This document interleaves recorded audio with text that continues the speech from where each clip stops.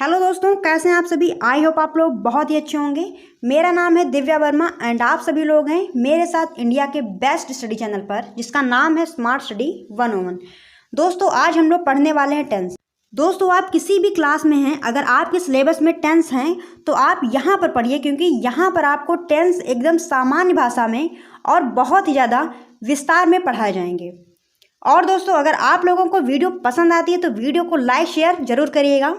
अगर आपने इससे पहले कभी भी टेंस नहीं पढ़े हैं फिर भी आपको घबराने की कोई ज़रूरत नहीं है, क्योंकि यहाँ पर आपको बहुत ही ज़्यादा एकदम शून्य स्तर से आपको टेंस पढ़ाए जाएंगे। चलिए दोस्तों, टाइम को वेस्ट ना करते हुए अपनी वीडियो को करते हैं स्टार्ट और पढ़ते हैं टेंस। टेंस यानी कि काल।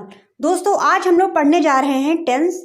यहाँ पर अगर किसी भी स्टूडेंट्स को टेंस में प्रॉब्लम्स है, ठीक है, उसे टेंस नहीं आते हैं, तो यहाँ पर आप लोगों को टेंस एकदम जीरो लेवल से पढ़ाए जाएंगे। ठीक है, टेंस की स्टार्टिंग यहाँ पर एकदम शून्य स्तर से की जाएगी और आप लोगों को वीडियो पर लास्ट तक बने रहना है। आप लोगों को टेंस एकदम रट जाएगा। चलिए आगे देखते हैं टेंस के प्रकार। टेंस कितने प्रकार के होते हैं? तो दोस्तों, टेंस 3 प्रकार के होते हैं। Number 1 present tense, number 2 past tense, number 3 future tense. ठीक है, टेंस के 3 प्रकार होते हैं, प्रेजेंट टेंस, पास्ट टेंस और फ्यूचर टेंस। अब इन्हीं टेंस के बारे में आगे हम लोग पढ़ेंगे। ठीक है, इनके भी 4 पार्ट होते हैं, जैसा कि यहाँ पर आप लोग देख सकते हैं। प्रेजेंट टेंस के 4 पार्ट, पास्ट टेंस के भी 4 पार्ट और फ्यूचर टेंस के भी 4 पार्ट। इन्हीं को आगे हम लोग और ज़्यादा डिटेल में पढ़ेंगे। चलिए आगे देखते हैं। सबसे पहले हम लोग स्टार्टिंग करेंगे प्रेजेंट टेंस से। ठीक है, तो प्रेजेंट टेंस के 4 पार्ट कौन कौन से होते हैं, चलिए देख लेते हैं। नंबर 1 प्रेजेंट इंडेफिनिट टेंस, जिसे सिंपल प्रेजेंट टेंस भी कहते हैं। Number 2 present continuous tense, number 3 present perfect tense, number 4 present perfect continuous tense. ठीक है, तो प्रेजेंट टेंस के 4 पार्ट होते हैं और सबसे पहले हम लोग स्टार्टिंग करेंगे नंबर 1 से, प्रेजेंट इंडेफिनिट टेंस से। चलिए देखते हैं प्रेजेंट इंडेफिनिट टेंस। तो सबसे पहले हम लोग देखेंगे कि प्रेजेंट इंडेफिनिट टेंस की पहचान क्या होती है। ठीक है, कैसे उनको हम पहचानेंगे, तो इसकी पहचान देख लेते हैं।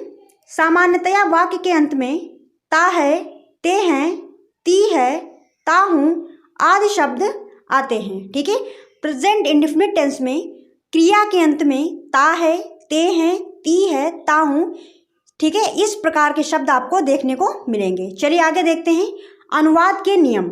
अब हम लोग देखेंगे कि प्रेजेंट टेंस के अनुवाद के नियम क्या होते हैं। तो सबसे पहले हम लोग देखेंगे अफर्मेटिव सेंटेंसेस। ठीक है, तो अफर्मेटिव सेंटेंस जो होते हैं उनके अनुवाद के नियम क्या होते हैं, कैसे बनाए जाते हैं। तो नंबर 1 इसके रूल क्या है, ही सी इट तथा सिंगुलर नाउन्स के साथ में वर्ब की फर्स्ट फॉर्म के अंत में एस या ईएस जोड़ा जाता है। ठीक है, ही सी इट या फिर सिंगुलर नाउन्स के साथ में वर्ब की यानी कि मुख्य क्रिया की फर्स्ट फॉर्म के अंत में एस या ईएस जोड़ा जाता है। ठीक है, चलिए इसका एग्जाम्पल देखते हैं, इससे आप लोगों को और ज़्यादा क्लियर होगा। तो इसका एग्जाम्पल क्या है, वह घर जाता है। ठीक है, वह घर जाता है, तो इसका आप लोगों को अनुवाद करना है। तो इसका इंग्लिश में अनुवाद क्या होगा, ही गोज टू होम। ठीक है, यहाँ पर देखिए कि सब्जेक्ट क्या है, ही, और ही के साथ में मैंने क्या यहाँ पे बताया था कि मेन वर्ब की फर्स्ट फॉर्म में एस या ईएस जोड़ा जाता है। तो यहाँ पर मेन वर्ब थी गो, और गो में क्या जोड़ा गया है, ईएस, इसलिए हो गया गोज। तो पूरा सेंटेंस क्या बन गया, ही गोज टू होम। ठीक है, चलिए आगे देखते हैं।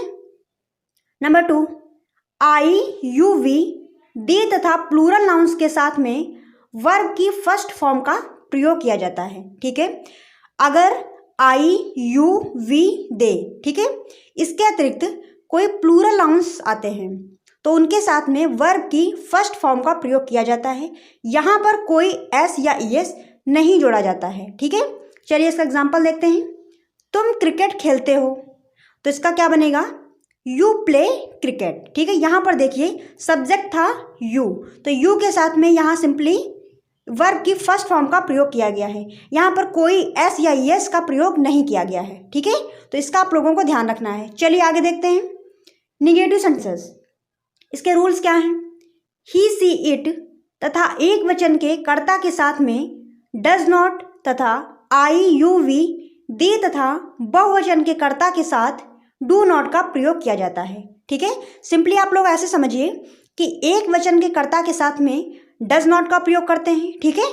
और बहुवचन के कर्ता के साथ में या फिर बहुवचन के कर्ता के साथ में आई यू वी दे, ठीक है, इनका भी आप लोगों को ध्यान रखना है, ठीक है। इनके साथ में भी डू नॉट का प्रयोग किया जाता है, ठीक है। चलिए इस एग्जाम्पल देखते हैं। तो इसका एग्जाम्पल क्या है, वह स्कूल नहीं जाती है, ठीक है। तो इसका अनुवाद क्या होगा, he does not go to school, ठीक है। तो यहाँ पर देखिए इसका जो सब्जेक्ट था वो था शी, और शी के साथ में डज नॉट आएगा नहीं के लिए, ठीक है। शी के साथ में नहीं के लिए डज नॉट आएगा, इसलिए यहाँ पर देखिए डज नॉट का प्रयोग किया गया है, ठीक है। और डू डज के साथ में हमेशा वर्ब की फर्स्ट फॉर्म का ही प्रयोग किया जाता है, ठीक है। तो यहाँ पर वर्ब की फर्स्ट फॉर्म का प्रयोग किया गया है गो, ठीक है। तो पूरा सेंटेंस आपका क्या बन गया, she does not go to school, ठीक है। चलिए आगे देखते हैं। वे क्रिकेट नहीं खेलते हैं, वे क्रिकेट नहीं खेलते हैं। तो इसका जो इंग्लिश में ट्रांसलेशन होगा वो क्या होगा, they do not play cricket, ठीक है। यहाँ पर देखिए जो आपका सब्जेक्ट है वो दे है, और दे के साथ में अभी आपने रूल्स देखे थे उसमें लिखा था दे के साथ में डू नॉट का प्रयोग किया जाता है, ठीक है। और वर्ब की फर्स्ट फॉर्म का प्रयोग तो किया ही जाएगा, इसलिए प्ले आ गया। पूरा सेंटेंस क्या बन गया आपका, they do not play cricket, ठीक है। चलिए आगे देखते हैं। इंट्रोगेटिव सेंटेंसेस, इंट्रोगेटिव सेंटेंसेस यानी कि प्रश्नवाचक वाक्य, ठीक है। प्रश्नवाचक वाक्य कौन से होते हैं, जिनमें प्रश्न पूछा जाता है वो प्रश्नवाचक वाक्य होते हैं, ठीक है। चलिए इसके रूल्स देखते हैं। क्या से प्रारंभ होने वाले वाक्यों में डू या डज को कर्ता से पहले प्रयोग किया जाता है, ठीक है। यहाँ पर एक बात आप लोग और समझ लीजिए कि इंट्रोगेटिव सेंटेंसेस दो प्रकार के होते हैं। एक होते हैं क्या से प्रारंभ होने वाले, ठीक है, या फिर कह लीजिए कि प्रश्नवाचक शब्द पहले ही आ जाए। और दूसरे कौन से होते हैं, प्रश्नवाचक शब्द वाक्य के बीच में आता है, ठीक है। तो पहला आपका जो पार्ट है वो है क्या से प्रारंभ होने वाले, ठीक है। तो इसमें क्या होता है, क्या से प्रारंभ होने वाले वाक्यों में डू या डज को कर्ता से पहले प्रयोग किया जाता है, ठीक है। इस बात को आपको ध्यान रखना है कि कर्ता से पहले डू या डज का प्रयोग करेंगे। चलिए इस एग्जाम्पल देख लेते हैं। क्या मदन रोज टहलता है, क्या मदन रोज टहलता है, ट्रांसलेट करते हैं, डज मोहन वॉक डेली, ठीक है। तो यहाँ पर देखिए यहाँ पर डू डज का प्रयोग कर्ता से पहले किया गया है, ठीक है। और डज का प्रयोग इसलिए किया गया है क्योंकि जो मदन है वो सिंगुलर नाउन है, ठीक है। और सिंगुलर नाउन के साथ में हमेशा डज का प्रयोग किया जाता है, इसलिए डज मदन वॉक डेली, ठीक है। और डू डज के साथ में हमेशा वर्ब की फर्स्ट फॉर्म का ही प्रयोग किया जाता है, इसलिए यहाँ पर वॉक का प्रयोग किया गया है, ठीक है। तो आपका सेंटेंस बन गया पूरा, डज मदन वॉक डेली। चलिए आगे देखते हैं। नंबर 5, यदि प्रश्नवाचक शब्द वाक्य के बीच में आए तो इस प्रकार के वाक्यों में इनकी अंग्रेजी वाक्य के प्रारंभ में लिखी जाती है, ठीक है। अगर प्रश्नवाचक शब्द वाक्य के बीच में आता है तो उसकी अंग्रेजी सबसे पहले बनाई जाएगी। जैसे यहाँ पर एग्जाम्पल देखते हैं, सोना कब पड़ती है, ठीक है। तो यहाँ पर जो प्रश्नवाचक शब्द है वो वाक्य के बीच में आया है, ठीक है। प्रश्नवाचक शब्द दोस्तों कौन से होते हैं, क्या, कब, कहाँ, कैसे, ठीक है, ये सारे प्रश्नवाचक शब्द होते हैं। तो यहाँ पर देखिए प्रश्नवाचक शब्द बीच में आया है इसलिए इसकी अंग्रेजी पहले बनाई गई है। तो कब की होती है, व्हेन, ठीक है। उसके बाद में आएगी आपकी हेल्पिंग वर्ब डज, ठीक है। फिर आपका आएगा सब्जेक्ट, ठीक है, और फिर वर्ब, ठीक है। तो पूरा सेंटेंस क्या बन गया, व्हेन डज सोना स्टडी, ठीक है। Continuous tense, present continuous tense. अब चलिए इसको आगे हम लोग विस्तार में देखेंगे। सबसे पहले देखेंगे पहचान। प्रेजेंट कंटीन्यूअसटी पहचान क्या होती है, इन वाक्यों के अंत में रहा है, रही है, रहे हो आदि शब्द आते हैं, ठीक है। प्रेजेंट कंटीन्यूअस टेंस के अंत में, ठीक है, क्रिया के अंत में, ठीक है, रहा है, रही है, रहे हो आदि शब्द आते हैं। चलिए आगे देखते हैं अनुवाद के नियम। तो सबसे पहले हम लोग पढ़ेंगे अफर्मेटिव सेंटेंस के अनुवाद के नियम, ठीक है। अफर्मेटिव सेंटेंस को हिंदी में कहते हैं स्वीकारात्मक वाक्य, ठीक है। तो इसके रूल्स देखेंगे। सबसे पहले आई के साथ एम तथा ही सी इट तथा एक वचन के कर्ता के साथ इस का प्रयोग होता है, ठीक है। आई के साथ में एम का प्रयोग किया जाता है, ही सी इट तथा एक वचन के कर्ता के साथ में इसका प्रयोग किया जाता है और मुख्य क्रिया के अंत में आईएनजी जोड़ा जाता है। इस बात का आपको ध्यान रखना है कि प्रेजेंट कंटीन्यूअस टेंस में मुख्य क्रिया के अंत में आईएनजी जोड़ा जाता है। चलिए इसका एग्जाम्पल देखते हैं। मैं स्नान कर रहा हूँ, ठीक है, तो इसका ट्रांसलेट क्या किया जाएगा, आई एम बाथिंग, ठीक है। अब यहाँ पर देखिए आपका सब्जेक्ट था आई, तो आई के साथ में एम का प्रयोग किया गया है, ठीक है, और मुख्य क्रिया के अंत में आईएनजी जोड़ दिया गया है। मुख्य क्रिया थी बाथ और बाथ के लास्ट में आईएनजी जोड़ दिया गया, तो क्या हो गया, बाथिंग। तो पूरा सेंटेंस आपका क्या बन गया, आई एम बाथिंग। चलिए नेक्स्ट, वह किताब पढ़ रही है। वह किताब पढ़ रही है, तो इसका ट्रांसलेशन क्या किया जाएगा, सी इज रीडिंग अ बुक, ठीक है। यहाँ पर देखिए जो आपका कर्ता है, सब्जेक्ट है, वो एक वचन है, तो एक वचन के साथ में इसका प्रयोग किया जाता है, ठीक है, इसका प्रयोग किया गया है। और आपकी मुख्य क्रिया थी रीड, रीड के अंत में क्या जोड़ दिया गया, आईएनजी, तो हो गया रीडिंग अ बुक, ठीक है। तो पूरा सेंटेंस आपका क्या बन गया, सी इज रीडिंग अ बुक, ठीक है। चलिए अगला देखते हैं। नंबर 2, यू वी दे तथा बहुवचन के कर्ता के साथ में आर का प्रयोग किया जाता है, ठीक है। यू वी दे या फिर बहुवचन के कर्ता के साथ में आर का प्रयोग किया जाता है, ठीक है। चलिए इसका एग्जाम्पल देख लेते हैं। लड़के मैदान में खेल रहे हैं। लड़के मैदान में खेल रहे हैं, तो इसका ट्रांसलेट क्या किया जाएगा, the boys are playing in the field, ठीक है। यहाँ पर देखिए, यहाँ पर आपका कर्ता जो था वो बहुवचन था, इसलिए बहुवचन के साथ में आर का प्रयोग किया गया है, ठीक है। और आपकी मेन वर्ब थी प्ले, प्ले के अंत में क्या जोड़ दिया गया, आईएनजी, तो हो गया प्लेइंग। तो आपका सेंटेंस पूरा क्या बन गया, the boys are playing in the field, ठीक है। चलिए आगे देखते हैं। Negative sentence. निगेटिव सेंटेंस को हिंदी में कहते हैं नकारात्मक वाक्य, ठीक है। जिन वाक्यों में नहीं का प्रयोग किया जाता है उन्हें कहते हैं निगेटिव सेंटेंसेस। चलिए देखते हैं रूल्स इसके। निगेटिव सेंटेंस में आई एम आर के बाद में इज एम आर के बाद में नॉट का प्रयोग किया जाता है, ठीक है। इस बात का आप लोगों को ध्यान रखना है कि निगेटिव सेंटेंस में इज एम आर के बाद में नहीं के लिए नॉट का प्रयोग किया जाता है। चलिए इस एग्जाम्पल देखते हैं। वह किताब नहीं पढ़ रहा है, ठीक है, तो इसमें नहीं आया है इसलिए ये निगेटिव सेंटेंस है, ठीक है। चलिए इसका ट्रांसलेट करते हैं अब हम लोग इंग्लिश में। He is not reading a book. यहाँ पर देखिए आपका जो सब्जेक्ट है वो एक वचन है, ठीक है, और एक वचन के साथ में क्या आता है, इज, और इसके बाद में आएगा नॉट, तो नॉट लगा हुआ है। और यहाँ पर वर्ब की जो पहले मेन वर्ब की जो मैंने फॉर्म बताई थी कि मुख्य क्रिया के अंत में आईएनजी लगाया जाता है, तो सेम यहाँ पर भी रहेगा, ठीक है, कोई चेंज नहीं होगा। मुख्य क्रिया के अंत में सिंपली यहाँ पर भी आईएनजी का ही प्रयोग किया जाएगा। तो आपका सेंटेंस पूरा क्या बन गया, he is not reading a book, ठीक है। चलिए आगे देखते हैं। इंट्रोगेटिव सेंटेंस यानी कि प्रश्नवाचक वाक्य। इंट्रोगेटिव सेंटेंसेस में यदि वाक्य क्या से प्रारंभ हो रहा है तो इज एम आर का प्रयोग कर्ता से पहले किया जाता है, ठीक है, कर्ता से पहले इज एम आर का प्रयोग किया जाएगा। चलिए एग्जाम्पल देखते हैं इसका। क्या वह एक किताब पढ़ रहा है। क्या वह एक किताब पढ़ रहा है। अब इसका ट्रांसलेट हम लोग करेंगे तो क्या बन जाएगा, is he reading a book, ठीक है। यहाँ पर देखिए इसका प्रयोग कर्ता से पहले किया गया है और यहाँ पर इसका प्रयोग इसलिए किया गया है क्योंकि आपका जो कर्ता था ही वो एक वचन था और एक वचन के साथ में आप लोग जानते हैं कि इसका प्रयोग किया जाता है, ठीक है। तो क्या हो गया पूरा sentence, is he reading a book, ठीक है। चलिए आगे देखते हैं। 5 नंबर, यदि प्रश्नवाचक शब्द वाक्य के बीच में हो, ठीक है, तो पहले उनकी अंग्रेजी बनाई जाएगी, उसके बाद में इज एम आर का प्रयोग किया जाएगा, ठीक है। अगर प्रश्नवाचक शब्द वाक्य के बीच में आता है, ठीक है, प्रश्नवाचक शब्द कौन से होते हैं, क्या, कब, कहाँ, कैसे, ठीक है। ये वाक्य अगर ये शब्द वाक्य के अगर बीच में आते हैं तो इनकी अंग्रेजी पहले बनाई जाती है। चलिए इस एग्जाम्पल देखते हैं। तुम कहाँ जा रहे हो। तुम कहाँ जा रहे हो, तो इसकी अंग्रेजी क्या बनाई जाएगी, वेयर आर यू गोइंग, ठीक है। तो यहाँ पर देखिए कहाँ के लिए वेयर का प्रयोग किया गया है, ठीक है।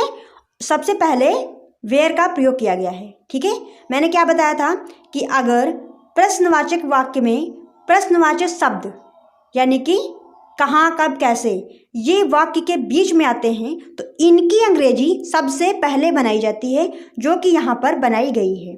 ठीक है, इसके बाद में हेल्पिंग वर्ब का प्रयोग किया जाता है, जो किया गया है। फिर उसके बाद में कर्ता आता है, जो कि आया हुआ है, और लास्ट में आपकी मेन वर्ब आती है। ठीक है, तो आपका पूरा सेंटेंस क्या बन गया, वेयर आर यू गोइंग। ठीक है, चलिए आगे देखते हैं। Present perfect tense. आप प्रेजेंट परफेक्ट टेंस के रूल्स देखेंगे। चलिए सबसे पहले देखेंगे पहचान क्या होती है। वाक्य के अंत में चुका है, चुके हैं, चुकी है, या फिर आ है, ई है, ये हैं आदि शब्द आते हैं। ठीक है, प्रेजेंट परफेक्ट टेंस के अंत में कौन से वाक्य आते हैं, चुका है, चुके हैं, चुकी है, या है, आ है, ये हैं आदि शब्द आते हैं। चलिए आगे देखते हैं अनुवाद के नियम क्या होते हैं। ठीक है, तो सबसे पहले हम लोग पढ़ेंगे अफर्मेटिव सेंटेंस। ठीक है, अफर्मेटिव सेंटेंस को हिंदी में क्या कहते हैं, स्वीकारात्मक वाक्य। चलिए अनुवाद के नियम देखते हैं। ही, सी, इट तथा एक वचन के कर्ता के साथ हैज तथा वर्ब की थर्ड फॉर्म का प्रयोग किया जाता है। ठीक है, अफर्मेटिव सेंटेंसेस में ही, सी, इट या फिर एक वचन का कर्ता अगर वाक्य में आता है तो वहाँ पर हैज का प्रयोग किया जाएगा और मेन वर्ब की थर्ड फॉर्म का प्रयोग किया जाता है। ठीक है, चलिए इसके एग्जाम्पल देख लेते हैं। वह पत्र लिख चुका है, वह पत्र लिख चुका है, तो इसका ट्रांसलेट करेंगे हम लोग। चलिए करते हैं। He has written a letter. ठीक है, तो यहाँ पर देखिए आपका कर्ता एक वचन है, एक वचन के साथ में हैज़ का प्रयोग किया जाएगा, जो कि किया गया है, और उसके बाद में मेन वर्ब की थर्ड फॉर्म का प्रयोग किया जाता है। तो थर्ड फॉर्म आपकी हो गई रिटन। ठीक है, आपकी फर्स्ट फॉर्म होती है राइट, और राइट की थर्ड फॉर्म होगी रिटन। ठीक है, रिटन अ लेटर। तो आपका पूरा सेंटेंस क्या बन गया, he has written a letter. ठीक है, चलिए आगे देखते हैं। Number 2, I, you, we, they तथा बहुवचन के कर्ता के साथ में हैव तथा वर्ब की थर्ड फॉर्म का प्रयोग किया जाता है। ठीक है, यहाँ पर देखिए आई, यू, वी, दे या फिर बहुवचन का कर्ता अगर वाक्य में आता है तो उसके साथ में हेल्पिंग वर्ब हैव का प्रयोग किया जाएगा और मेन वर्ब की थर्ड फॉर्म का प्रयोग किया जाता है। ठीक है, चलिए एग्जाम्पल देखते हैं इसका। मैं विद्यालय पहुंच चुका हूं। ठीक है, तो इसका ट्रांसलेट करेंगे हम लोग, I have reach to school. ठीक है, यहाँ पर देखिए आपका सब्जेक्ट दो जो है वो आई है और आई के साथ में हैव का प्रयोग किया जाएगा। ठीक है, और मेन वर्ब की थर्ड फॉर्म यहाँ पर भी रहेगी। ठीक है, तो आपका पूरा सेंटेंस क्या बन गया, रीच टू स्कूल। ठीक है, चलिए आगे देखते हैं। निगेटिव सेंटेंस, निगेटिव सेंटेंसेस यानी कि नकारात्मक वाक्य। ठीक है, चलिए इसके रूल्स देखते हैं। निगेटिव सेंटेंस में हैज़ हैव के बाद नॉट लगाया जाता है। ठीक है, निगेटिव सेंटेंसेस में नहीं के लिए हैज़ हैव के बाद में नॉट का प्रयोग किया जाता है। चलिए एग्जाम्पल देख लेते हैं इसका। मोहन पत्र नहीं लिख चुका है, तो इसका ट्रांसलेट करेंगे हम लोग, Mohan has not written a letter. ठीक है, यहाँ पर देखिए हैज़ के बाद में नॉट का प्रयोग किया गया है। ठीक है, तो पूरा सेंटेंस आपका क्या बन गया, Mohan has not written a letter. ठीक है, और मेन वर्ब की थर्ड फॉर्म का प्रयोग यहाँ पर भी किया जाएगा, ये सेम रहेगा, ये चेंज नहीं होगा। चलिए आगे देखते हैं। इंट्रोगेटिव सेंटेंस या फिर प्रश्नवाचक वाक्य। चलिए इसके रूल्स देखते हैं। इंट्रोगेटिव वाक्यों में यदि क्या शब्द वाक्य के प्रारंभ में आता है तो हैज़ हैव को कर्ता के पहले प्रयोग किया जाता है। ठीक है, अगर प्रश्नवाचक वाक्यों में या फिर इंट्रोगेटिव सेंटेंसेस में क्या शब्द वाक्य के प्रारंभ में आता है तो हेल्पिंग वर्ब्स हैज़ हैव का प्रयोग कर्ता से पहले किया जाता है। ठीक है, चलिए एग्जाम्पल देखते हैं इसका। क्या वह पत्र लिख चुका है, क्या वह पत्र लिख चुका है। चलिए इसका ट्रांसलेट करते हैं, has he written a letter. ठीक है, यहाँ पर देखिए हैज़ हैव का प्रयोग कर्ता से पहले किया गया है। ठीक है, और उसके बाद में फिर कर्ता आया है, तो has he written a letter और वर्ब मेन वर्ब की थर्ड फॉर्म का प्रयोग यहाँ पर भी किया जाएगा, ये चेंज नहीं होगा। ठीक है, चलिए आगे देखते हैं। 5 नंबर, यदि प्रश्नवाचक शब्द वाक्य के बीच में है, ठीक है, तो उसकी अंग्रेजी लिखकर हैज़ हैव का प्रयोग किया जाता है, ठीक है। अगर प्रश्नवाचक शब्द वाक्य के बीच में आता है तो उसकी अंग्रेजी पहले की जाएगी, उसके बाद में हैज़ हैव का प्रयोग किया जाएगा। चलिए एग्जाम्पल देखते हैं इसका। राम ने उस लड़के को क्यों पीटा, ठीक है। तो यहाँ पर जो प्रश्नवाचक शब्द है क्यों, वो वाक्य के बीच में आया है, इसलिए इसकी अंग्रेजी सबसे पहले बनाई जाएगी व्हाई, ठीक है। Why has Ram beaten that boy, ठीक है। तो व्हाई के बाद में हैज़ का प्रयोग किया गया है और हैज़ के बाद में फिर आपका सब्जेक्ट आएगा, सब्जेक्ट के बाद में फिर आपकी मेन वर्ब आएगी, ठीक है, या फिर मुख्य क्रिया, और मुख्य क्रिया की थर्ड फॉर्म का प्रयोग यहाँ पर भी किया जाएगा, ये चेंज नहीं होगा। तो आपका पूरा सेंटेंस क्या बन गया, why has Ram beaten that boy, ठीक है। चलिए आगे देखते हैं प्रेजेंट परफेक्ट कंटिन्यूअस टेंस। चलिए इसे पढ़ते हैं आगे हम लोग। पहचान क्या होती है इनकी, प्रेजेंट परफेक्ट कंटिन्यूअस टेंस की पहचान क्या होती है। वाक्य के अंत में रहा है, रहे हैं, रही है आदि शब्द आते हैं। अब आप लोग कहेंगे कि ये तो पहचान हम लोग इससे पहले पढ़ चुके हैं, प्रेजेंट कंटिन्यूअस में, वो भी उसमें भी यही था, रहा है, रहे हैं, रही है, यही शब्द अंत में आते थे। लेकिन यहाँ पर आप लोगों को ध्यान देने योग्य बात ये नीचे लिखी हुई है कि काम के जारी रहने का समय यहाँ पर दिया जाता है, ठीक है। और वहाँ क्या था, वहाँ पर ये कुछ नहीं था, ठीक है, काम के जारी रहने के समय के बारे में कोई बात नहीं की गई थी। लेकिन प्रेजेंट परफेक्ट कंटिन्यूअस टेंस में काम के जारी रहने का समय अवश्य दिया रहता है, ठीक है। यही दोनों में डिफरेंस होता है। और फिर निश्चित समय के लिए सिंस का प्रयोग किया जाता है और अनिश्चित समय के लिए फॉर का प्रयोग किया जाता है। चलिए आगे देखते हैं अनुवाद के नियम। सबसे पहले हम लोग पढ़ेंगे अफर्मेटिव सेंटेंस। चलिए रूल्स देखते हैं इसके।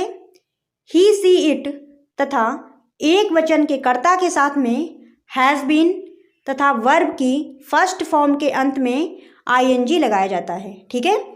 ही सी इट तथा एक वचन के कर्ता के साथ में हैज़ बीन, यह आपकी हेल्पिंग वर्ब है हैज़ बीन, और मुख्य क्रिया के अंत में आईएनजी का प्रयोग किया जाता है। चलिए एग्जाम्पल देखते हैं इसका। बच्चा सुबह से रो रहा है, ठीक है।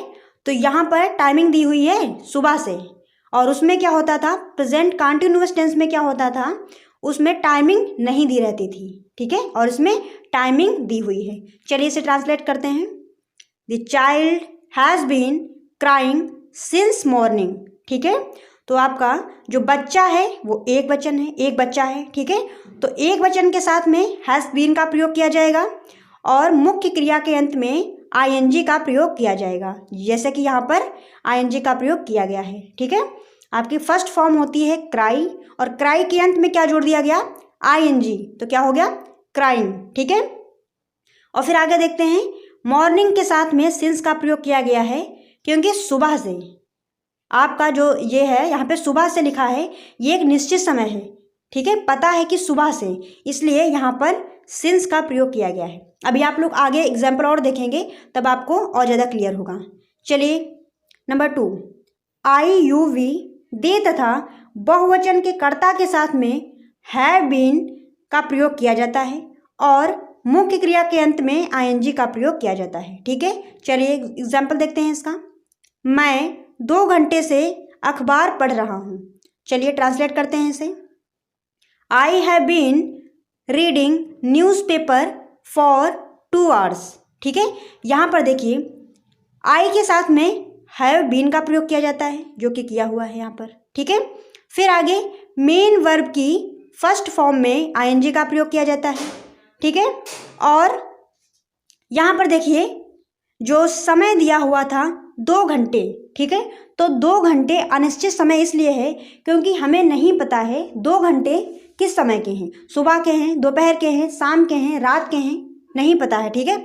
इसलिए 2 आवर्स के साथ में फॉर का प्रयोग किया गया है, ठीक है। और इसमें क्या था, यहाँ पर था मॉर्निंग, मॉर्निंग का मतलब है सुबह, ठीक है, इसलिए मॉर्निंग के साथ में सिंस का प्रयोग किया गया है, ठीक है। चलिए आगे देखते हैं निगेटिव सेंटेंस। निगेटिव सेंटेंसेस यानी कि नकारात्मक वाक्य। चलिए रूल्स देखते हैं इसके। निगेटिव वाक्यों में हैव या हैज़ के बाद में नॉट लगा दिया जाता है। ठीक है, चलिए एग्जाम्पल देखते हैं इसका। मैं 2 घंटे से अखबार नहीं पढ़ रहा हूँ। ठीक है, तो इसका चलिए ट्रांसलेट करते हैं। I have not been reading newspaper for 2 hours. ठीक है, यहाँ पर देखिए हैव के बाद में नॉट का प्रयोग किया गया है। ठीक है, ऐसे कह लीजिए कि हैव और बीन के बीच में नॉट का प्रयोग किया गया है निगेटिव सेंटेंस में। ठीक है, और आई के साथ में हैव का प्रयोग किया जाता है जो कि किया हुआ है, और मुख्य क्रिया की सिंपली आईएनजी फॉर्म का ही प्रयोग किया जाएगा, यानी कि मुख्य क्रिया के अंत में आईएनजी लगाया जाएगा। ठीक है, और यहाँ पर समय जो था वो 2 घंटे दिया हुआ था। हमको नहीं पता था कि 2 घंटे ये जो हैं ये सुबह के हैं, शाम के हैं, रात के हैं। ठीक है, नहीं पता है, अनिश्चित समय है, इसलिए अनिश्चित समय के साथ में फॉर का प्रयोग किया गया है। तो आपका सेंटेंस पूरा क्या बन गया? I have not been reading newspaper for 2 hours. ठीक है, चलिए आगे देखते हैं। इंट्रोगेटिव सेंटेंसेस यानी कि प्रश्नवाचक वाक्य। चलिए रूल्स देखते हैं इसके। इंट्रोगेटिव सेंटेंसेस में यदि क्या शब्द वाक्य के प्रारंभ में है तो हैज़ या हैव को कर्ता से पहले लिखा जाता है। ठीक है, अगर प्रश्नवाचक वाक्य में क्या शब्द प्रारंभ में है तो हैज़ या फिर हैव का प्रयोग कर्ता से पहले किया जाता है। चलिए एग्जाम्पल देख लेते हैं इसका। क्या मैं 2 घंटे से अखबार पढ़ रहा हूँ। इसमें देखिए क्या शब्द जो है वो वाक्य में सबसे पहले आया है, इसलिए सबसे पहले हम लोग हैज़ या हैव का प्रयोग करेंगे। ठीक है, तो इसमें से किसका प्रयोग करेंगे? तो यहाँ पर हम लोग देखेंगे कि आपका सब्जेक्ट है आई, और आई के साथ में क्या आता है? हैव, इसलिए हैव का प्रयोग किया गया है। और हैव के बाद में सब्जेक्ट, और सब्जेक्ट के बाद में बीन। ठीक है, have I been reading newspaper for 2 hours. ठीक है, चलिए आगे देखते हैं। 5 नंबर, यदि प्रश्नवाचक शब्द वाक्य के बीच में हो तो उसकी अंग्रेजी पहले लिखकर तब हैज़ या हैव का प्रयोग किया जाता है। ठीक है, चलिए एग्जाम्पल देखते हैं इसका। बच्चा सुबह से क्यों रो रहा है। ठीक है, तो यहाँ पर देखिए जो प्रश्नवाचक शब्द है वो बीच में आया हुआ है, इसलिए इसकी अंग्रेजी सबसे पहली बनाई जाएगी वाई। ठीक है, और फिर इसके बाद में हैज़ का प्रयोग किया जाएगा, फिर आपका जो सब्जेक्ट है वो आएगा, और फिर बीन आएगा। आप लोग ऐसे समझ लीजिए कि हैज़ बीन के बीच में सब्जेक्ट का प्रयोग किया जाता है। ठीक है, और मेन वर्ब में आईएनजी जोड़ा जाता है, ये आपका वही सेम रहेगा। ठीक है, समय आपका निश्चित है कि सुबह से दिया हुआ है, इसलिए यहाँ पर सिंस का प्रयोग किया गया है। तो आपका सेंटेंस पूरा क्या बन गया? Why has the child been crying since morning. ठीक है, चलिए आगे देखते हैं। Past tense. ठीक है, पास्ट टेंस के भी 4 पार्ट होते हैं। कौन कौन से होते हैं? Number 1 past indefinite tense, simple past tense. Number 2 past continuous tense. Number 3 past perfect tense. Number 4 past perfect continuous tense. ठीक है, तो पास्ट टेंस के 4 पार्ट हो गए यहाँ पर। चलिए सबसे पहले हम लोग स्टार्टिंग करेंगे नंबर 1 से, पास्ट इंडेफिनिट टेंस से। चलिए आगे देखते हैं। Past indefinite tense, simple present, यहाँ पे मैंने प्रेजेंट कर दिया है, प्रेजेंट नहीं होगा, यहाँ पे पास्ट होगा। ठीक है, सिंपल पास्ट टेंस। चलिए आगे देखते हैं। पहचान, तो उसकी पहचान क्या होती है? इस प्रकार के वाक्यों के अंत में आ, या, ये एवं ता, था, ती, थी, ते, थे का प्रयोग किया जाता है। ठीक है, पास्ट इंडेफिनिट टेंस की पहचान क्या होती है कि क्रिया के अंत में आ, या, ये एवं ता, था, ती, थी, ते, थे का प्रयोग किया जाता है। अभी आप लोग इसके एग्जाम्पल देखेंगे तब आपको समझ में आएगा कि ये जो इसकी पहचान दी हुई है ये किस प्रकार से इसमें आती है, आप लोग पहचानेंगे। चलिए आगे देखते हैं। अनुवाद के नियम। ठीक है, सबसे पहले हम लोग अफर्मेटिव सेंटेंस पढ़ेंगे। अफर्मेटिव सेंटेंस यानी कि स्वीकारात्मक वाक्य। ठीक है, नंबर 1 एक वचन तथा बहुवचन दोनों प्रकार के कर्ताओं के साथ सदैव वर्ब की सेकंड फॉर्म का प्रयोग किया जाता है। यहाँ पर आप लोगों को याद रखने में थोड़ी और ज़्यादा आसानी होगी, क्योंकि दोनों प्रकार के कर्ताओं के साथ में सेकंड फॉर्म का प्रयोग किया जाएगा। आप लोग ध्यान रखिएगा कि पास्ट इंडेफिनिट टेंस में चाहे आपका कर्ता एक वचन का हो या फिर बहुवचन का हो, दोनों प्रकार के कर्ताओं के साथ में हमेशा वर्ब की सेकंड फॉर्म का ही प्रयोग किया जाएगा, ध्यान रखिएगा इस बात का। चलिए एग्जाम्पल देखते हैं इसका। मैंने उसे कल एक किताब दी, ठीक है, मैंने उसे कल एक किताब दी, तो इसका ट्रांसलेट करिए, I gave him a book yesterday, ठीक है। आपका सब्जेक्ट है आई और आई के साथ में गेव यानी कि गिव की सेकंड फॉर्म होती है गेव और यहाँ पर गेव का प्रयोग किया गया है, ठीक है। तो आपका सेंटेंस पूरा क्या बन गया, I gave him a book yesterday, ठीक है। चलिए आगे देखते हैं नेगेटिव सेंटेंस।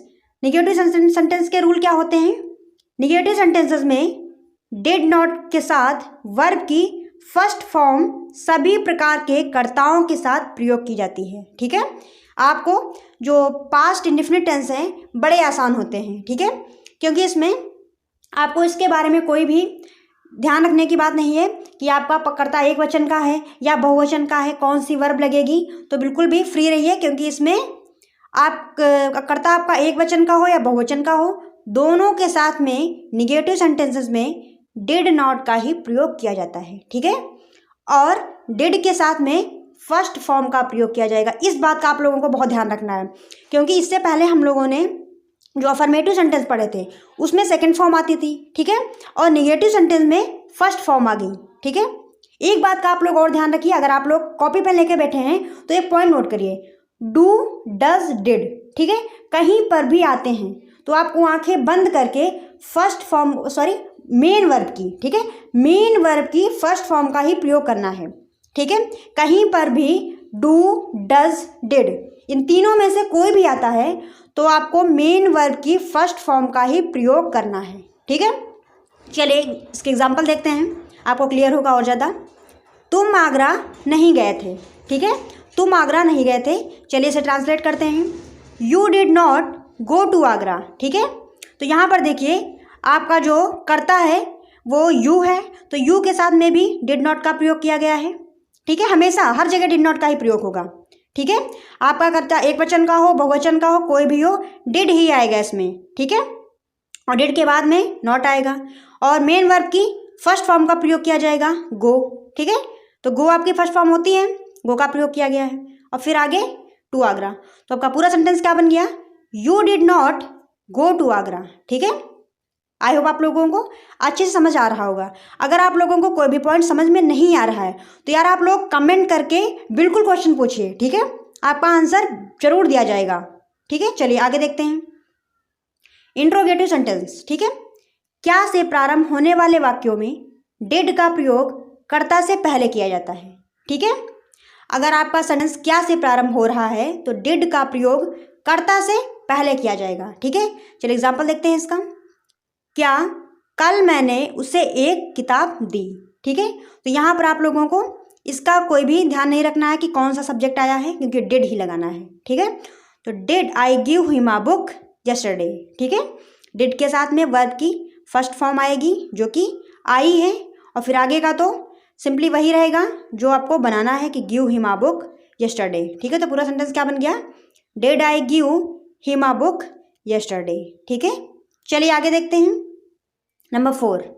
यदि वाक्य के बीच में प्रश्नवाचक शब्द आए तो इनकी अंग्रेजी लिखने के बाद डिड का प्रयोग किया जाता है, ठीक है। अगर प्रश्नवाचक शब्द वाक्य के बीच में आता है, जैसे कि यहाँ पर आया हुआ है, कब जो है वो वाक्य के बीच में आया हुआ है तो इसकी अंग्रेजी पहले बनाएंगे व्हेन, ठीक है। उसके बाद में डिड का प्रयोग किया जाएगा, फिर उसके बाद में आपका कर्ता आएगा, ठीक है, और मेन वर्ब की फर्स्ट फॉर्म का ही प्रयोग किया जाएगा। तो आपका पूरा सेंटेंस क्या बन गया, when did he come yesterday, ठीक है। चलिए आगे देखते हैं पास्ट कंटिन्यूअस टेंस, ठीक है, पास्ट कंटिन्यूअस टेंस। चलिए इसकी पहचान देखते हैं। इस काल के वाक्य के अंत में रहा था, रही थी, रहे थे आदि शब्द आते हैं, ठीक है। अभी हमने पढ़ा था प्रेजेंट कंटिन्यूअस टेंस, ठीक है, तो उसमें रहा है, रही है, रहे हैं ये आए थे, लेकिन यहाँ पर आपका क्या है पास्ट कंटिन्यूअस टेंस, ठीक है। वो प्रेजेंट था तो उसमें है था, ये पास्ट है तो इसमें क्या है रहा रही सेम रहेगा, बस था थी थे जुड़ जाएगा, ठीक है। चलिए आगे देखते हैं अनुवाद के नियम।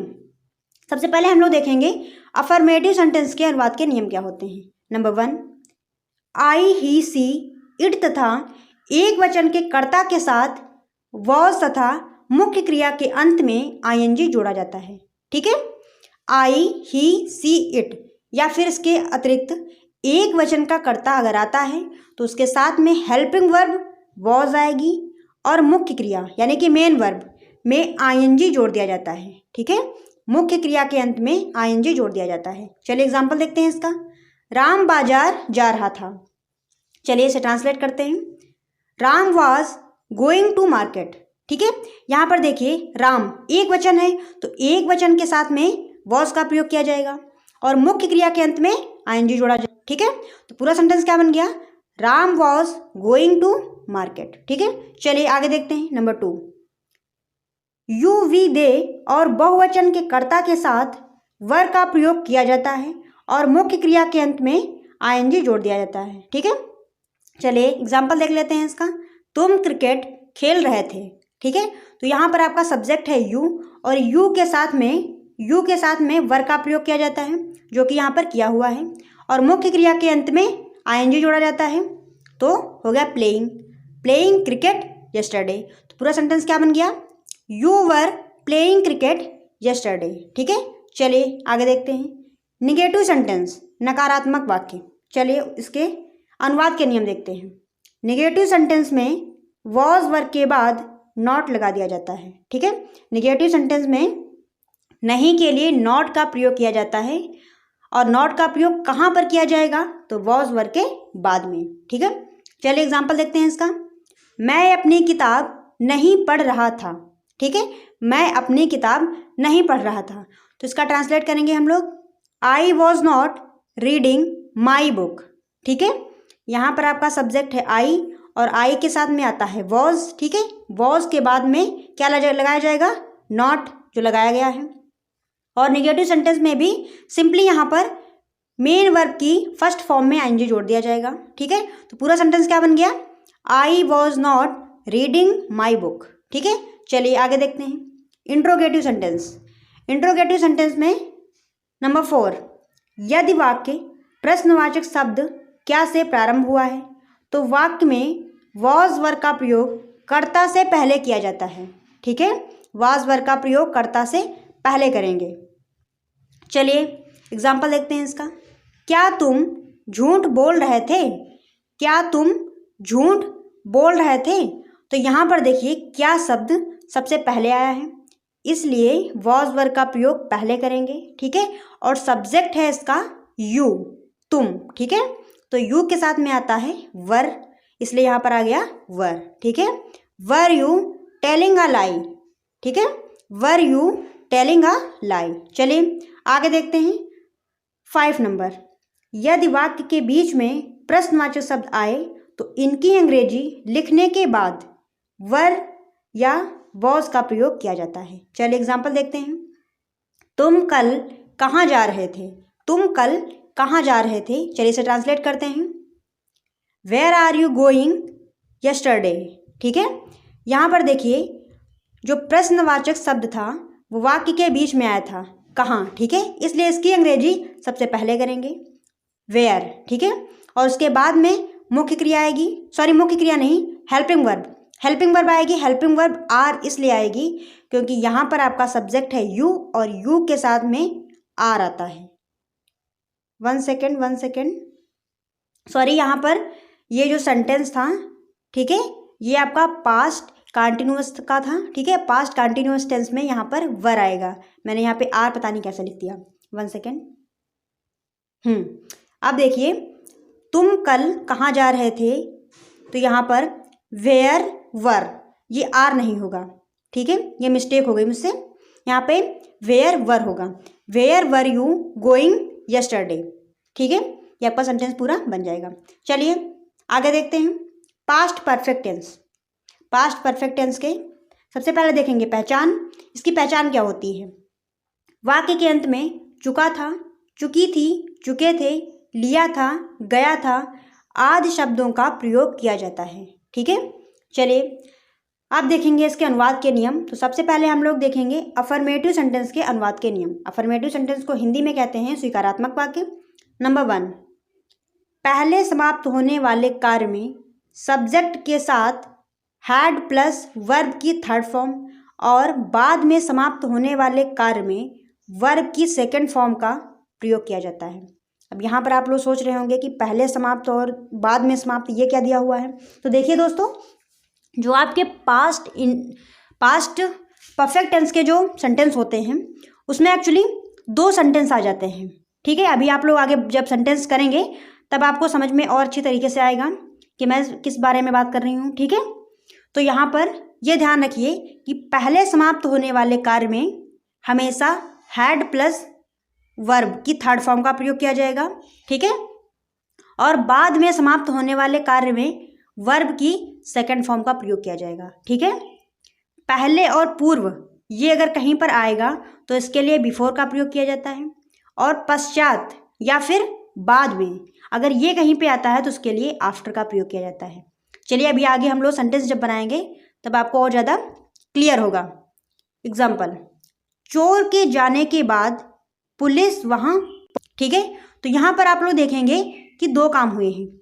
चोर के जाने के बाद, ठीक है, चोर के जाने के बाद यानी कि चोर पहले चला गया, उसके बाद में पुलिस पहुंची थी। ठीक है, तो इसका जो ट्रांसलेट किया जाएगा वो क्या किया जाएगा, the police reached there after the thief had gone. ठीक है, अभी हमने इससे पहले क्या पढ़ा था कि पहले समाप्त होने वाला कार्य है उसमें हैड प्लस वर्ब की थर्ड फॉर्म। चलिए आगे देखिए, जो पहले समाप्त हुआ है चोर के जाने के बाद, ठीक है, यानी कि चोर पहले चला गया, तो पहले समाप्त होने वाले वाक्य में वर्ब की थर्ड फॉर्म का प्रयोग किया गया है यहाँ पर। ठीक है, गॉन। ठीक है, हैड प्लस गॉन। चलिए फिर बैक आते हैं, और बाद में समाप्त होने वाले कार्य में वर्ब की सेकंड फॉर्म का। चलिए देखिए यहाँ पे बाद में कौन आया है, पुलिस, तो पुलिस रीच्ड। ठीक है, रीच्ड होती है सेकंड फॉर्म। ठीक है, तो सेकंड फॉर्म का प्रयोग किया गया है। तो पूरा सेंटेंस क्या बन गया, the police reached there after the thief had gone. इसे आप 1-2 बार जब पढ़ेंगे तब आपको क्लियर होगा। ठीक है, क्योंकि इतनी आसानी से ये समझ में नहीं आते हैं। जब मैं भी पढ़ती थी तो मुझे भी नहीं आते थे, इसलिए अगर आपको नहीं आ रहे हैं तो आपको टेंशन लेने की ज़रूरत नहीं है। ये सेंटेंस आपको प्रैक्टिस जब करेंगे आ जाएंगे। ठीक है, आप 1-2 बार वीडियो को देखिएगा, आपको समझ में आ जाएंगे। चलिए आगे देखते हैं निगेटिव सेंटेंस। ठीक है, निगेटिव सेंटेंस यानी कि नकारात्मक वाक्य। जो कार्य पहले समाप्त होता है उसे पास्ट परफेक्ट टेंस की मदद से बनाया जाता है। ठीक है, जो कार्य पहले समाप्त होता है उसे पास्ट परफेक्ट टेंस की मदद से बनाया जाता है, या फिर ऐसे कह लीजिए कि पास्ट परफेक्ट टेंस में बनाया जाता है, और जो बाद में समाप्त होता है उसे पास्ट इंडेफिनिट टेंस की सहायता से बनाया जाता है। ठीक है, यानी कि इसमें सेकंड फॉर्म का प्रयोग होगा, क्योंकि पास्ट इंडेफिनिट टेंस में अभी हमने पढ़ा था कि वर्ब की सेकंड फॉर्म आती है। ठीक है, चलिए आगे देखते हैं। हैड के बाद में नॉट का प्रयोग किया जाता है, बैड नॉट का प्रयोग नहीं किया जाता है। ठीक है, हैड के बाद में सिंपली नॉट का प्रयोग किया जाता है। ठीक है, फिर डिड नॉट का प्रयोग किया जाएगा। अब यहाँ पर आप लोग सोच रहे होंगे कि हैड नॉट का भी प्रयोग किया जाएगा, डिड नॉट का भी प्रयोग किया जाएगा, क्या चक्कर है। देखिए, अगर आपका सेंटेंस जो पहले समाप्त हो रहा है उसमें नहीं आता है, ठीक है, तो हैड नॉट आएगा। अगर बाद वाले में नहीं आता है तो डिड नॉट आएगा। ठीक है, चलिए एग्जाम्पल देखते हैं, आपको क्लियर होगा। मेरे सोने से पहले तुमने अखबार नहीं पढ़ा था। मेरे सोने से पहले तुमने अखबार नहीं पढ़ा था। ठीक है, तो इसका क्या बनेगा, you had not read the newspaper before slept. ठीक है, चलिए आगे देखते हैं। राम के सो जाने के बाद आपने आम नहीं खाया था। ठीक है, राम के सो जाने के बाद आपने आम नहीं खाया था, इसे ट्रांसलेट करेंगे यू डिड नॉट। यहाँ पर देखिए, you did not eat a mango after Ram had gone. ठीक है, तो इसमें अगर इस वाले सेंटेंस में राम के सो जाने के बाद, अगर इस वाले सेंटेंस में इस वाले सेंटेंस में अगर नहीं आता तो हैड नॉट हो जाता, लेकिन ये बाद वाले सेंटेंस में आया है तो बाद वाला सेंटेंस आपका बनेगा पास्ट इंडेफिनिट में। ठीक है, तो पास्ट इंडेफिनिट में नहीं के लिए डिड नॉट का प्रयोग किया जाता है, इसलिए यहाँ पर डिड नॉट आया है। ठीक है, आप एक दो बार सेंटेंसेस को पढ़ेंगे तभी आपकी समझ में आएगा। ठीक है, वरना इतनी जल्दी से आप नहीं समझ पाएंगे। अगर आप बहुत ज़्यादा टैलेंटेड हैं तब तो आपकी बात अलग है। ठीक है, वरना आप लोग जब इसे ज़्यादा से ज़्यादा रिवाइज करेंगे, ज़्यादा ज़्यादा सेंटेंस बनाएंगे, आपकी समझ में आ जाएगा। कोई ये इम्पॉसिबल चीज़ें नहीं हैं। ठीक है, चलिए आगे देखते हैं। इंट्रोगेटिव सेंटेंसेस यानी कि प्रश्नवाचक वाक्य। वाक्य से क्या से प्रारंभ होने वाले वाक्यों में हैड डिड का प्रयोग वाक्य में पहले किया जाता है। हैड या फिर डिड का प्रयोग, यानी कि आपका जो हैड वाला होगा तो हैड का प्रयोग किया जाएगा पहले, डिड वाला होगा तो डिड का प्रयोग पहले किया जाएगा। ठीक है, यानी कि कार्य अगर पहले समाप्त हो रहा है तो उसमें लगता है हैड। ठीक है, तो हैड आ जाएगा। अगर कार्य बाद में समाप्त हो रहा है तो वो पास्ट इंडेफिनिट टेंस में बनाया जाएगा तो डिड पहले आ जाएगा। ठीक है, चलिए सेंटेंस बनाते हैं, एग्जाम्पल देखते हैं इसका। क्या मेरे पत्र लिखने के बाद पिताजी घर पहुंचे थे। ठीक है, क्या मेरे पत्र लिखने के बाद पिताजी घर पहुंचे थे। ठीक है, तो यहाँ पर ये सेंटेंस जो है बाद में, ठीक है, जो बाद में सेंटेंस आया है ये बनाया जाएगा पास्ट इंडेफिनिट में। ठीक है, इसलिए यहाँ पर शुरुआत कहाँ से होगी, डिड से। ठीक है, did father reach home after I had written a letter. ठीक है, चलिए आगे देखते हैं। क्या कंचन के बुलाने से पहले रानी यहाँ नहीं आई थी। क्या कंचन के बुलाने से पहले रानी यहाँ नहीं आई थी। ठीक है, तो ये सेंटेंस बनेगा। अब यहाँ पर देखिए, यहाँ पर हैड का प्रयोग किया गया है। ठीक है, क्योंकि जो प्रश्न है वो इस सेंटेंस में है। ठीक है, क्या कंचन के बुलाने से पहले, और ये बनाया जाएगा सेंटेंस आपका पास्ट परफेक्ट टेंस में। ठीक है, इसलिए यहाँ पर had Rani not come here before Kanchan called. ठीक है, चलिए आगे देखते हैं। यदि वाक्य के बीच में प्रश्नवाचक शब्द आए तो इनकी अंग्रेजी लिखने के बाद हैड या डिड का प्रयोग होता है। ठीक है, हैड या डिड से मतलब है कि अगर आपका सेंटेंस पास्ट इंडेफिनिट टेंस में बना है तो हैड आएगा। ठीक है, तो हैड आएगा, और अगर आपका सेंटेंस पास्ट परफेक्ट में बना है तो डिड आएगा। ठीक है, चलिए एग्जांपल देखते हैं। वर्षा शुरू होने से पहले राम कहाँ जा चुका था। ठीक है, वर्षा शुरू होने से पहले राम कहाँ जा चुका था। अब यहाँ पर देखिए कि जो सेंटेंस आपका ये है राम कहाँ जा चुका था। ठीक है, तो इसे बनाया जाएगा पास्ट परफेक्ट टेंस में, इसलिए सेंटेंस आपका बनेगा where had Ram gone before the rain came. ठीक है, ये सेंटेंस आपका बनाया गया है पास्ट परफेक्ट में, और वर्षा शुरू होने से पहले ये सेंटेंस आपका बनाया गया है पास्ट इंडेफिनिट टेंस में। ठीक है, इसलिए इसमें मेन वर्ब की सेकंड फॉर्म का प्रयोग किया गया है। ठीक है, चलिए आगे देखते हैं। राम के स्कूल जाने के बाद घंटी कैसे बजी। ठीक है, तो how did the bell ring after Ram went to school. ठीक है, चलिए आगे देखते हैं। Past perfect continuous tense, past perfect continuous tense, चलिए इसके देखते हैं अनुवाद के नियम। सबसे पहले देखेंगे पहचान, अनुवाद के नियम तो बाद में देखेंगे। सबसे पहले देखेंगे इसकी पहचान क्या होती है। इस काल के वाक्यों के अंत में रहा था, रही थी, रहे थे आदि शब्द आते हैं। ठीक है, इस काल के वाक्य के अंत में रहा था, रही थी, रहे थे, इस प्रकार के शब्द आपको देखने को मिलेंगे, और इसमें काम के जारी रहने का समय दिया रहता है, ये आपको ध्यान रखना है। ठीक है, पास्ट परफेक्ट कंटिन्यूअस टेंस में काम के जारी रहने का समय दिया रहता है, और निश्चित समय के लिए सिंस और अनिश्चित समय के लिए फॉर का प्रयोग किया जाता है। चलिए अनुवाद के नियम देखते हैं। सबसे पहले देखेंगे अफर्मेटिव सेंटेंस। अफर्मेटिव सेंटेंस को हिंदी में क्या कहते हैं, स्वीकारात्मक वाक्य। चलिए रूल्स देखते हैं इसके। अफर्मेटिव सेंटेंसेस में प्रत्येक कर्ता के साथ हैड बीन का प्रयोग तथा वर्ब की फर्स्ट फॉर्म में आईएनजी लगा दिया जाता है। ठीक है, यहाँ पर देखिए कि आपका कर्ता एक वचन का हो या बहुवचन का हो, दोनों के साथ में ही हैड बीन का प्रयोग किया जाएगा। ठीक है, और मुख्य क्रिया के अंत में आईएनजी जोड़ दिया जाएगा।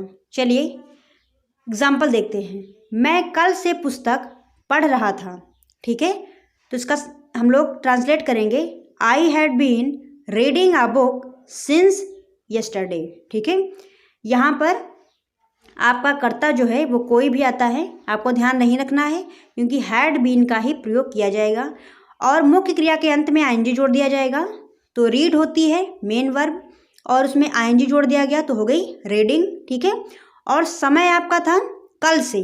ठीक है, यानी निश्चित समय था, तो यहाँ पर सिंस का प्रयोग किया गया है, इसलिए आपका पूरा सेंटेंस क्या बन गया, I had been reading a book since yesterday. चलिए आगे देखते हैं नेगेटिव सेंटेंस। नेगेटिव सेंटेंस यानी कि नकारात्मक वाक्य। चलिए अनुवाद के नियम देखते हैं। नेगेटिव सेंटेंसेस में हैड के बाद नॉट लगाया जाता है। ठीक है, नेगेटिव सेंटेंस में हैड के बाद में नॉट लगाया जाता है, या फिर ऐसे कह लीजिए कि हैड बीन के बीच में नॉट लगाया जाता है। चलिए एग्जांपल देखते हैं इसका। पुलिस चोरों को 5 दिन से नहीं खोज रही थी। ठीक है, चलिए इसे ट्रांसलेट करते हैं। Police had not been searching the thieves since 5 days। यहाँ पर देखिए हैड बीन के बीच में नॉट का प्रयोग किया गया है। ठीक है, मुख्य क्रिया के अंत में आईएनजी जोड़ा जाएगा, इसमें कोई बदलाव नहीं होगा। और यहाँ पर जो समय था वो दिया था 5 दिन। ठीक है, तो 5 दिन यानी कि निश्चित समय, और निश्चित समय के लिए क्या लगता है, सिंस। तो आपका पूरा सेंटेंस क्या बन गया, police had not been searching the thieves since 5 days। ठीक है, और यहाँ पे फुल स्टॉप जो नहीं लगा था। चलिए आगे देखते हैं इंट्रोगेटिव सेंटेंस। यदि वाक्य क्या से प्रारंभ होता है तो हैड को सबसे पहले लिखते हैं। ठीक है, अगर आपका सेंटेंस क्या से प्रारंभ हो रहा है तो हैड का प्रयोग सबसे पहले करते हैं। चलिए एग्जांपल देखते हैं इसका। क्या मैं कल से पुस्तक पढ़ रहा था। Had I been reading a book since yesterday. ठीक है, तो हैड का प्रयोग कर्ता से पहले किया गया है। ठीक है, ऐसे ध्यान रखिए कि हैड और बीन के बीच में आपका सब्जेक्ट आएगा और मेन वर्ब के अंत में सिंपली आईएनजी का प्रयोग ही किया जाएगा। ठीक है, और यहाँ पर समय था निश्चित, इसलिए सिंस का प्रयोग किया गया है। तो आपका पूरा सेंटेंस क्या बन गया, had I been reading a book since yesterday. ठीक है, चलिए आगे देखते हैं नंबर 4। यदि प्रश्नवाचक शब्द वाक्य के बीच में आए तो उसकी अंग्रेजी लिखकर हैड फिर सब्जेक्ट और इसके पश्चात बीन लगाकर वर्ब की फर्स्ट फॉर्म के अंत में आईएनजी लगता है। ठीक है, चलिए एग्जांपल देखते हैं। आप कल से काम क्यों नहीं कर रहे थे। यहाँ पर देखिए जो प्रश्नवाचक वाक्य है क्यों, वो आया है बीच में, इसलिए इसकी अंग्रेजी सबसे पहले बनाई जाएगी। तो क्यों की अंग्रेजी होती है वाई, और वाई के बाद में क्या आएगा, हैड। ठीक है, और हैड बीन के बीच में क्या आएगा, सब्जेक्ट। ठीक है, और मेन वर्ब के अंत में आईएनजी का ही प्रयोग किया जाएगा इसमें भी। और समय आपका दिया है निश्चित। ठीक है, कल से, ठीक है, कल से दिया है ना, तो निश्चित समय है, इसलिए यहाँ पर सिंस का प्रयोग किया जाएगा। तो आपका पूरा सेंटेंस क्या बन गया, why had you been working since yesterday. ठीक है, चलिए आगे देखते हैं फ्यूचर टेंस। अब आपके आ गए फ्यूचर टेंस। तो फ्यूचर टेंस के होते हैं 4 part. Number 1 future indefinite tense, simple future tense. Number 2 future continuous tense. Number 3 future perfect tense. Number 4 future perfect continuous tense. ठीक है, अब सबसे पहले हम लोग स्टार्टिंग करेंगे नंबर 1 से, फ्यूचर इंडेफिनिट टेंस से। चलिए आगे देखते हैं फ्यूचर इंडेफिनिट टेंस यानी कि सिंपल फ्यूचर टेंस। इस हर जगह मैंने चेंज नहीं किया है, प्रेजेंट ही डाल रखा है। चलिए सिंपल फ्यूचर टेंस। चलिए आगे देखते हैं। सबसे पहले देखेंगे इसकी पहचान। इस काल के अंत में क्या आता है, गा, गी, गे आदि का प्रयोग होता है। ठीक है, चलिए आगे देखते हैं अनुवाद के नियम। तो सबसे पहले हम लोग पढ़ेंगे अफर्मेटिव सेंटेंस के अनुवाद के नियम। नंबर 1, आई तथा वी के साथ में शैल तथा अन्य सब्जेक्ट्स के साथ में विल का प्रयोग किया जाता है। आई तथा वी को छोड़कर अन्य सभी कर्ताओं के साथ में या फिर सब्जेक्ट्स के साथ में विल का प्रयोग किया जाता है। विल और शैल होती हैं हेल्पिंग वर्ब्स, ठीक है। नंबर 2, प्रत्येक कर्ता के साथ वर्ब की फर्स्ट फॉर्म का ही प्रयोग किया जाएगा। कर्ता चाहे एक वचन का हो या बहुवचन का हो, ठीक है, आई वी यू दे कुछ भी हो, ए टू जेड वर्ब की फर्स्ट फॉर्म का ही प्रयोग किया जाएगा, ये आपको ध्यान रखना है। चलिए आगे देखते हैं एग्जाम्पल। मैं एक पत्र लिखूंगा, ठीक है, मैं एक पत्र लिखूंगा। आई शैल राइट अ लेटर, ठीक है। यहाँ पर आई के साथ में अभी हमने क्या पढ़ा था कि शैल का प्रयोग किया जाता है, जो कि किया गया है, और मेन वर्ब की फर्स्ट फॉर्म का प्रयोग किया जाता है। तो राइट होती है फर्स्ट फॉर्म और राइट का ही प्रयोग यहाँ पर किया गया है, राइट अ लेटर। तो आपका पूरा सेंटेंस क्या बन गया, I shall write a letter, ठीक है। अगला देखते हैं, अगला एग्जाम्पल क्या है, वह कल विद्यालय जाएगा। He will go to college tomorrow. तो यहाँ पर देखिए ही के साथ में विल का प्रयोग किया जाएगा, अभी हमने आज पढ़ा था, ठीक है, कि आई और वी को छोड़कर सभी कर्ताओं के साथ में विल का प्रयोग किया जाता है। तो यहाँ पर आपका कर्ता है ही, तो ही के साथ में विल का प्रयोग किया गया है और मुख्य क्रिया की फर्स्ट फॉर्म का ही प्रयोग किया जाएगा, जो कि किया हुआ है, गो, ठीक है, गो टू कॉलेज। तो पूरा सेंटेंस आपका क्या बन गया, he will go to college tomorrow. चलिए आगे देखते हैं निगेटिव सेंटेंस। निगेटिव सेंटेंस यानी कि नकारात्मक वाक्य। नंबर 1, निगेटिव सेंटेंसेस में शैल या विल के बाद नॉट का प्रयोग किया जाता है, ठीक है। जो निगेटिव सेंटेंस होते हैं उसमें शैल या विल के बाद में नॉट का प्रयोग किया जाता है। चलिए एग्जांपल देखते हैं इसके। हम कल विद्यालय नहीं जाएंगे, ठीक है। तो इससे ट्रांसलेट करते हैं, we shall not go to college tomorrow, ठीक है। तो यहाँ पर आया है वी और वी के साथ में हम शैल का प्रयोग करते हैं, इसलिए शैल का प्रयोग किया गया है। और हमने अभी क्या पढ़ा था कि शैल या विल के बाद में नॉट लगता है, तो शैल के बाद में नॉट लगा है। और निगेटिव सेंटेंस में भी वर्ब की फर्स्ट फॉर्म का ही प्रयोग किया जाएगा, यानी कि गो होती है फर्स्ट फॉर्म और गो का प्रयोग किया गया है, गो टू कॉलेज टुमारो। तो पूरा सेंटेंस क्या बन गया, we shall not go to college tomorrow. चलिए आगे देखते हैं इंट्रोगेटिव सेंटेंस यानी कि प्रश्नवाचक वाक्य। नंबर 4, इंट्रोगेटिव सेंटेंसेस में क्या से प्रारंभ होने वाले वाक्यों में शैल या विल को प्रारंभ में रखते हैं, ठीक है। चलिए एग्जांपल देखते हैं। क्या मैं एक पत्र लिखूंगा, क्या मैं एक पत्र लिखूंगा, शैल आई राइट अ लेटर, ठीक है। आपका सब्जेक्ट है आई और आई के साथ में आता है शैल। शैल का प्रयोग सबसे पहले किया गया है इसलिए क्योंकि आपका सेंटेंस प्रश्नवाचक वाक्य से प्रारंभ हो रहा है, ठीक है। और मेन वर्ब की फर्स्ट फॉर्म का ही प्रयोग किया जाएगा, ठीक है, यानी कि राइट का प्रयोग किया जाएगा। राइट होती है फर्स्ट फॉर्म। तो आपका पूरा सेंटेंस क्या बन गया, शैल आई राइट अ लेटर, ठीक है। चलिए आगे देखते हैं नंबर 5, यदि वाक्य के बीच में प्रश्नवाचक शब्द आते हैं तो उनकी अंग्रेजी लिखने के बाद शैल या विल का प्रयोग किया जाएगा, ठीक है। अगर प्रश्नवाचक शब्द वाक्य के बीच में आते हैं तो उनकी अंग्रेजी पहले लिखी जाएगी और उसके बाद में शैल या विल का प्रयोग किया जाएगा। चलिए एग्जांपल देखते हैं। कल राम मुंबई क्यों नहीं जाएगा। तो यहाँ पर प्रश्नवाचक वाक्य है क्यों, जो कि आया है बीच में, ठीक है। चलिए यहाँ पे नहीं को कट कर दीजिए, ठीक है, नहीं को कट कर दीजिए, ठीक है। कल राम मुंबई क्यों जाएगा, ठीक है, ये आपका सेंटेंस हो गया। चलिए इसे ट्रांसलेट करते हैं। Why will Ram go to Mumbai tomorrow, ठीक है। तो यहाँ पर क्यों के लिए वाई का प्रयोग सबसे पहले किया गया है, उसके बाद में फिर क्या आया है विल, ठीक है। विल के बाद में सब्जेक्ट और मेन वर्ब की फर्स्ट फॉर्म का ही प्रयोग किया जाएगा, ठीक है। तो गो का प्रयोग किया गया है। तो पूरा सेंटेंस क्या बन गया, why will Ram go to Mumbai tomorrow, ठीक है। चलिए आगे देखते हैं future continuous tense. Future continuous tense की पहचान क्या होती है, वाक्य के अंत में रहा होगा, रहे होंगे, रही होगी, रहा हूँगा आदि शब्दों का प्रयोग किया जाता है। चलिए अनुवाद के नियम देखते हैं। अफर्मेटिव सेंटेंस, सबसे पहले देखेंगे अफर्मेटिव सेंटेंस के अनुवाद के नियम। नंबर 1, आई तथा वी के साथ में शैल बी तथा वर्ब की फर्स्ट फॉर्म के अंत में आईएनजी का प्रयोग किया जाता है। ठीक है, आई तथा वी के साथ में शैल बी, ठीक है, तथा वर्ब की फर्स्ट फॉर्म के अंत में आईएनजी का प्रयोग किया जाता है। चलिए एग्जांपल देखते हैं।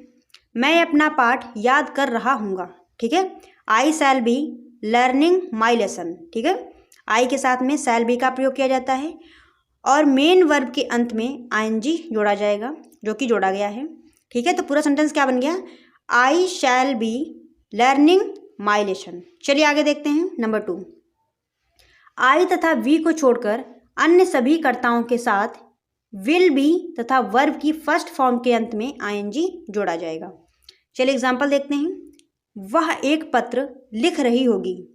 ठीक है, वह एक पत्र लिख रही होगी। She will be writing a letter. ठीक है, यहाँ पर आपका सब्जेक्ट है सी, और अभी हमने क्या पढ़ा था? आई तथा वी को छोड़कर सभी कर्ताओं के साथ में विल बी का प्रयोग किया जाता है। तो यहाँ पर आई वी तो आया नहीं है, आपका सब्जेक्ट क्या है? शी, तो सी के साथ में विल बी का प्रयोग किया जाएगा और मुख्य क्रिया की अंत में आईएनजी जोड़ा जाएगा। ठीक है, तो पूरा सेंटेंस क्या बन गया? She will be writing a letter. ठीक है, यहाँ पर आप लोगों को एक चीज़ सब में कॉमन मिली होगी, प्रेजेंट कंटिन्यूअस टेंस में, पास्ट कंटिन्यूअस टेंस में और फ्यूचर कंटिन्यूअस टेंस में, सब में क्या था? मुख्य क्रिया के अंत में आईएनजी ही जोड़ा गया था। ठीक है, यानी कि ऐसे कह लीजिए कि जितने भी कंटिन्यूअस टेंस हैं, ठीक है, सबके जो मुख्य क्रिया होती है उसमें मुख्य क्रिया के अंत में आईएनजी ही जोड़ा जाता है। ठीक है, तो ये आपको बात याद रख लेनी है, यूनिक है। ठीक है, इसको आपको याद रखना है, ये कॉमन है। ठीक है, ये कॉमन है कि कंटिन्यूअस जितने भी सेंटेंस है सब में मुख्य क्रिया के अंत में आईएनजी का ही प्रयोग किया जाता है। चलिए आगे देखते हैं। नेगेटिव सेंटेंस, नकारात्मक वाक्य। नेगेटिव सेंटेंसेस में शैल या विल के बाद में नॉट का प्रयोग कर दिया जाता है। चलिए एग्जांपल देख लेते हैं। वह एक पत्र नहीं लिख रही होगी। ठीक है, she will not be writing a letter. ठीक है, तो यहाँ पर शैल या विल के बाद में नॉट का प्रयोग किया गया है। विल के बाद में क्या आया है? नॉट। या फिर ऐसे कह लीजिए कि विल और बी के बीच में नॉट का प्रयोग किया जाता है। ठीक है, आपकी जो हेल्पिंग वर्ब होती है वो होती है विल बी। ठीक है, विल बी होती है हेल्पिंग वर्ब और विल बी के बीच में नॉट का प्रयोग कर दिया जाता है। ठीक है, चलिए आगे देखते हैं। इंट्रोगेटिव सेंटेंस, प्रश्नवाचक वाक्य। नंबर 4, क्या से प्रारंभ होने वाले वाक्यों में शैल या विल को कर्ता से पहले प्रयोग किया जाता है। ठीक है, चलिए आप लोग इसे समझ भी चुके होंगे कि जिनमें क्या से प्रारंभ होने वाले वाक्य आते हैं उनमें हेल्पिंग वर्ब्स का प्रयोग कर्ता से पहले किया जाता है। ठीक है, उसमें ज़्यादा समझाने वाली बात अब कोई नहीं है, क्योंकि आप अब धीरे धीरे समझ रहे होंगे। क्या वह एक पत्र लिख रही होगी। ठीक है, will she be writing a letter. ठीक है, will she be writing a letter. यहाँ पर देखिए वह के साथ में विल का प्रयोग किया जाएगा और विल का प्रयोग सबसे पहले इसलिए किया गया है क्योंकि वाक्य के प्रारंभ में आया था क्या। ठीक है, इसलिए विल का प्रयोग सबसे पहले किया गया है और फिर विल और बी के बीच में आपका सब्जेक्ट आया है और मेन वर्ब की अंत में आईएनजी जोड़ा गया है। ठीक है, इसमें कोई बदलाव नहीं किया जाएगा। तो पूरा सेंटेंस आपका क्या बन गया? Will she be writing a letter और क्वेश्चन मार्क यहाँ पर। ठीक है, इसका आप लोगों को ध्यान रखना है कि प्रश्नवाचक वाक्य के अंत में क्वेश्चन मार्क जरूर आता है। ठीक है, यही इनकी पहचान होती है। चलिए आगे देखते हैं। यदि प्रश्नवाचक शब्द वाक्य के बीच में है तो उनकी अंग्रेजी पहले बनाई जाती है। यह भी आप लोग इतनी देर से पढ़ रहे हैं तो ये भी आप लोगों को एकदम रट गया होगा कि अगर प्रश्नवाचक शब्द आता है बीच में तो उसकी अंग्रेजी बनाई जाती है सबसे पहले, प्रारंभ में, स्टार्टिंग में। ठीक है, चलिए एग्जाम्पल देख लेते हैं। तुम्हारा भाई वहाँ क्या कर रहा होगा। ठीक है, what will your brother be doing there. ठीक है, तो यहाँ पर क्या आया है बीच में, इसलिए क्या की अंग्रेजी बनाई गई सबसे पहले। ठीक है, और फिर आई है आपकी हेल्पिंग वर्ब। ठीक है, और योर ब्रदर ये था आपका सब्जेक्ट, तो विल और बी के बीच में आया है सब्जेक्ट। ठीक है, इसका आप लोगों को ध्यान रखना है। कि नेगेटिव सेंटेंस में और इंट्रोगेटिव सेंटेंस में विल और बी के बीच में आता है आपका सब्जेक्ट। ठीक है, तो पूरा सेंटेंस क्या बन गया, what will your brother be doing there, और क्वेश्चन मार्क चिन्ह। ठीक है, चलिए आगे देखते हैं future perfect tense. Future perfect tense की पहचान क्या होती है। इस प्रकार के वाक्यों के अंत में, क्रिया के अंत में चुका होगा, चुकी होगी, चुके होंगे, आ होगा, ये होगी, ये होंगे इत्यादि शब्द आते हैं। ठीक है, चलिए आगे देखते हैं अनुवाद के नियम। तो सबसे पहले अफर्मेटिव सेंटेंस के अनुवाद के नियम हम लोग पढ़ने जा रहे हैं। नंबर 1, आई तथा वी के साथ शैल हैव तथा अन्य कर्ताओं के साथ विल हैव के बाद वर्ब की थर्ड फॉर्म का प्रयोग किया जाता है। ठीक है, आई और वी के साथ में शैल हैव का प्रयोग किया जाता है। ठीक है, और आई हैव को छोड़कर अन्य कोई भी कर्ता आता है उसके साथ में विल हैव का प्रयोग किया जाता है और वर्ब की थर्ड फॉर्म का प्रयोग किया जाता है।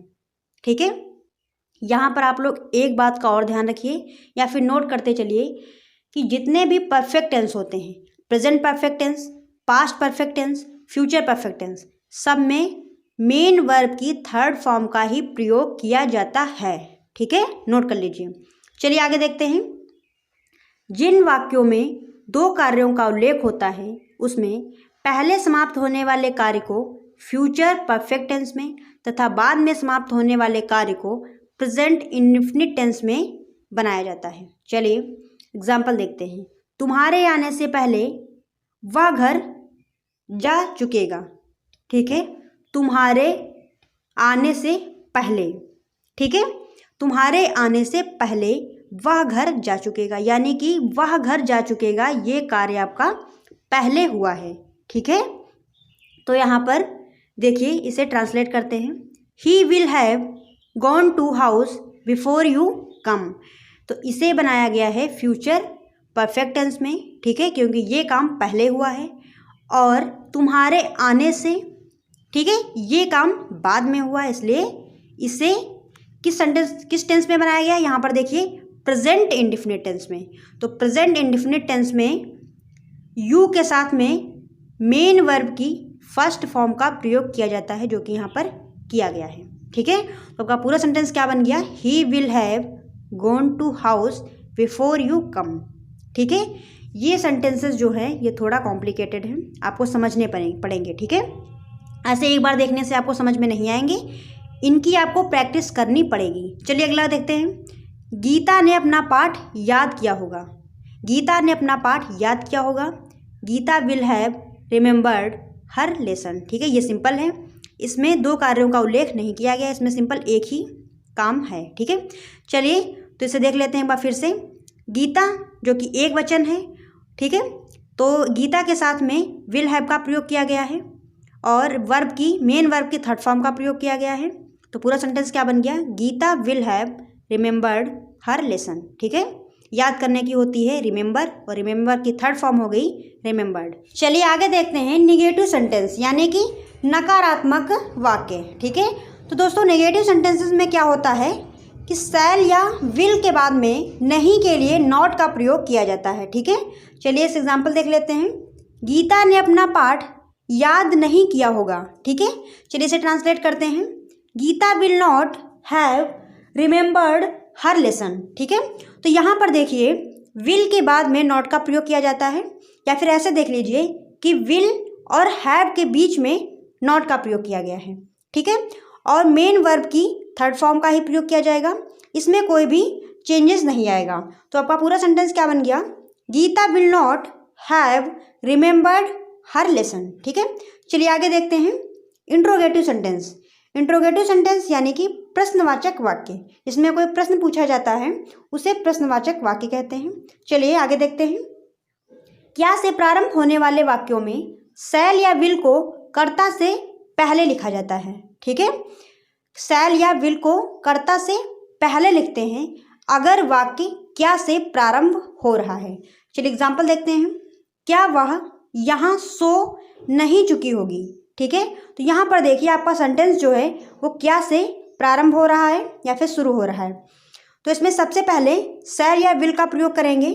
तो यहाँ पर आपका सब्जेक्ट है सी, सी के साथ में आता है विल, इसलिए यहाँ पर विल का प्रयोग किया गया है। ठीक है, और यहाँ पर देखिए नॉट भी है, तो नॉट का प्रयोग अभी हमने पढ़ा था कि विल और हैव के बीच में नॉट का प्रयोग किया जाता है, लेकिन यहाँ पर ये है आपका प्रश्नवाचक वाक्य, इसलिए विल का प्रयोग सबसे पहले किया गया है। ठीक है, उसके बाद में आता है सब्जेक्ट और फिर आपका आएगा नॉट। ठीक है, तो ऐसे भी देख लीजिए कि विल और हैव के बीच में ही नॉट आया है। ठीक है, यहाँ पर आपका सब्जेक्ट आ गया है, लेकिन फिर भी नॉट की अगर जो स्थिति देखी जाए तो विल और हैव के बीच में ही है। ठीक है, फिर आपकी वर्ब की थर्ड फॉर्म आएगी और फिर हेयर, तो आपका पूरा सेंटेंस क्या बन गया, will she not have slept here. ठीक है, चलिए नेक्स्ट नंबर 5, यदि प्रश्नवाचक शब्द वाक्य के मध्य में रहते हैं या बीच में आते हैं तो इनकी अंग्रेजी लिखकर शैल या विल का प्रयोग कर्ता से पहले किया जाता है। ठीक है, चलिए एग्जाम्पल देखते हैं। राम ने उस लड़के को क्यों पीटा। ठीक है, राम ने उस लड़के को क्यों पीटा, तो यहाँ पर आप लोग देखेंगे कि यह जो प्रश्नवाचक शब्द है क्यों वो आया है सेंटेंस के बीच में, इसलिए क्यों की अंग्रेजी सबसे पहले बनाई जाएगी। क्यों की अंग्रेजी होती है व्हाई, तो व्हाई का प्रयोग सबसे पहले किया गया है और इसके बाद में आएगा विल। ठीक है, विल के बाद में आएगा आपका सब्जेक्ट, तो सब्जेक्ट है राम। ठीक है, और फिर आएगा हैव या फिर विल हैव के बीच में सब्जेक्ट का प्रयोग किया जाता है या सब्जेक्ट लिखा जाता है। ठीक है, फिर मेन वर्ब के थर्ड फॉर्म का ही प्रयोग किया जाएगा। बीट होती है फर्स्ट फॉर्म, थर्ड फॉर्म होती है बीटन। ठीक है, या जो वर्ब की फॉर्म्स होती हैं ये आप लोग याद कर लीजिए, ये सेंटेंस बनाने में आपका इनका बहुत ज़्यादा योगदान होता है। ठीक है, तो आपका पूरा सेंटेंस क्या बन गया, why will Ram have beaten that boy. ठीक है, और फिर प्रश्नवाचक चिन्ह। चलिए आगे देखते हैं, फ्यूचर परफेक्ट कंटीन्यूअस टेंस। ठीक है, चलिए सबसे पहले देखेंगे इनकी पहचान क्या होती है। वाक्य में क्रिया के अंत में रहा होगा, रही होगी, रहे होंगे, रहा होगा और इनसे पहले समय दिया रहता है। ठीक है, ये जो समय दिया रहता है यही अलग करता है कंटीन्यूअस टेंस को परफेक्ट कंटीन्यूअस टेंस से। ठीक है, जितने भी कंटीन्यूअस टेंस होते हैं उनको परफेक्ट कंटीन्यूअस टेंस से क्या अलग करता है, समय, क्योंकि परफेक्ट कंटीन्यूअस टेंस में समय दिया रहता है। ठीक है, और जो केवल कंटीन्यूअस टेंस होते हैं उनमें समय नहीं दिया रहता है। ठीक है, चलिए आगे देखते हैं अनुवाद के नियम। तो सबसे पहले हम लोग अनुवाद के नियम पढ़ेंगे अफर्मेटिव सेंटेंस के। ठीक है, अफर्मेटिव सेंटेंस को हिंदी में कहते हैं स्वीकारात्मक वाक्य। नंबर 1, आई और वी के साथ शैल हैव बीन तथा अन्य सभी कर्ताओं के साथ विल हैव बीन का प्रयोग किया जाता है। ठीक है, आई और वी को छोड़कर अन्य सभी कर्ताओं के साथ में विल हैव बीन का प्रयोग किया जाता है और आई और वी के साथ में शैल हैव बीन का प्रयोग किया जाता है। चलिए आगे देखते हैं एग्जाम्पल। हम लोग दोपहर से खेल रहे होंगे। हम लोग दोपहर से खेल रहे होंगे। चलिए इसे ट्रांसलेट करते हैं, we shall have been playing from afternoon. ठीक है, तो यहाँ पर हम लोग देखेंगे हम की होती है वी और वी के साथ में क्या आएगा, शैल हैव बीन। ठीक है, और मेन वर्ब के अंत में आईएनजी का प्रयोग जो कि किया गया है, फिर फ्रॉम आफ्टरनून। तो आपका पूरा सेंटेंस क्या बन गया, we shall have been playing from afternoon. ठीक है, चलिए नेक्स्ट, वे लोग मैदान में शाम से टहल रहे होंगे। ठीक है, तो यहाँ पर देखिए आपका सब्जेक्ट है दे और दे के साथ में विल हैव बीन का प्रयोग किया जाएगा। ठीक है, मेन वर्ब के अंत में आईएनजी का प्रयोग। पूरा सेंटेंस क्या बन गया आपका, they will have been walking in the field from evening. ठीक है, क्योंकि शाम से दिया है तो शाम की होती है इवनिंग, इसलिए फ्रॉम इवनिंग। चलिए आगे देखते हैं नेगेटिव सेंटेंस। नेगेटिव सेंटेंस में क्या होता है दोस्तों, नहीं होता है और नहीं के लिए नॉट का प्रयोग किया जाता है, लेकिन नॉट का प्रयोग कहाँ पर किया जाएगा ये जानना है जरूरी। चलिए देख लेते हैं, नेगेटिव वाक्यों में शैल या विल के बाद में नॉट का प्रयोग किया जाता है। चलिए इसका एग्जाम्पल देखते हैं। लड़के 2 घंटे से नहीं खेल रहे होंगे। ठीक है, the boys will not have been playing for 2 hours। ठीक है, देखिए यहाँ पर द बॉयज। ठीक है, तो यहाँ पर हमने भी क्या पढ़ा था, कोई भी कर्ता आता है आई और वी को छोड़कर, तो यहाँ पर द बॉयज। ठीक है, तो इसके साथ में क्या आएगा, विल। ठीक है, और विल के बाद में नॉट का प्रयोग किया जाएगा, नॉट आ गया, फिर आएगा हैव बीन। ठीक है, और मेन वर्ब के अंत में आईएनजी जोड़ दिया जाएगा। समय आपका जो 2 hours है वो है अनिश्चित, इसलिए फॉर का प्रयोग किया गया है। तो पूरा सेंटेंस क्या बन गया, the boys will not have been playing for 2 hours। ठीक है, चलिए आगे देखते हैं इंट्रोगेटिव सेंटेंस। इंट्रोगेटिव सेंटेंस यानी कि प्रश्नवाचक वाक्य। चलिए रूल्स देखते हैं इसके। क्या से प्रारंभ होने वाले वाक्यों में शैल या विल को कर्ता से पहले, ठीक है, फिर हैव बीन का प्रयोग किया जाता है। ठीक है, अगर क्या से प्रारंभ होने वाला वाक्य है तो उसमें शैल या विल को कर्ता से पहले प्रयोग किया जाएगा, उसके बाद में हैव बीन का प्रयोग किया जाता है। जैसे कि एग्जाम्पल देखते हैं, क्या लड़के 2 घंटे से खेल रहे होंगे। चलिए इसे ट्रांसलेट करते हैं, will the boys have been playing for 2 hours। ठीक है, तो यहाँ पर देखिए विल का प्रयोग सबसे पहले किया गया है, उसके बाद में फिर सब्जेक्ट आया है और सब्जेक्ट के बाद में हैव बीन और मेन वर्ब के अंत में आईएनजी जोड़ा गया है। ठीक है, समय था आपका अनिश्चित, इसलिए फॉर का प्रयोग। तो पूरा सेंटेंस क्या बन गया, will the boys have been playing for 2 hours। ठीक है, चलिए आगे देखते हैं 4 नंबर। यदि प्रश्नवाचक शब्द वाक्य के मध्य में रहते हैं तो इनकी अंग्रेजी लिखकर शैल या विल का प्रयोग किया जाता है। ठीक है, शैल या विल का प्रयोग कर्ता से पहले किया जाता है। अगर प्रश्नवाचक वाक्य मध्य में आता है यानी कि सेंटेंस के बीच में आता है, ठीक है, तो उसकी अंग्रेजी पहले बनाई जाएगी। जैसे देख लेते हैं, आप 2030 से इस स्कूल में क्या पढ़ा रहे होंगे। ठीक है, तो यहाँ पर प्रश्नवाचक जो शब्द है वो वाक्य के मध्य में आया है, बीच में आया है, इसलिए इसकी अंग्रेजी सबसे पहले बनाई जाएगी। ठीक है, तो क्या बना होगा, what will you have been teaching in this school from 2030। ठीक है, तो ये आपका सेंटेंस बन गया। यहाँ पर देखिए यू था तो यू के साथ में विल का प्रयोग किया गया है। ठीक है, विल का प्रयोग यू के साथ में किया जाता है, और सब्जेक्ट था यू तो सब्जेक्ट के बाद में हैव बीन का प्रयोग किया जाएगा। ठीक है, और मेन वर्ब की अंत में आईएनजी जोड़ा जाएगा। ठीक है, और फिर जो आपका आगे का सेंटेंस था वो आ जाएगा कि स्कूल फ्रॉम 2030।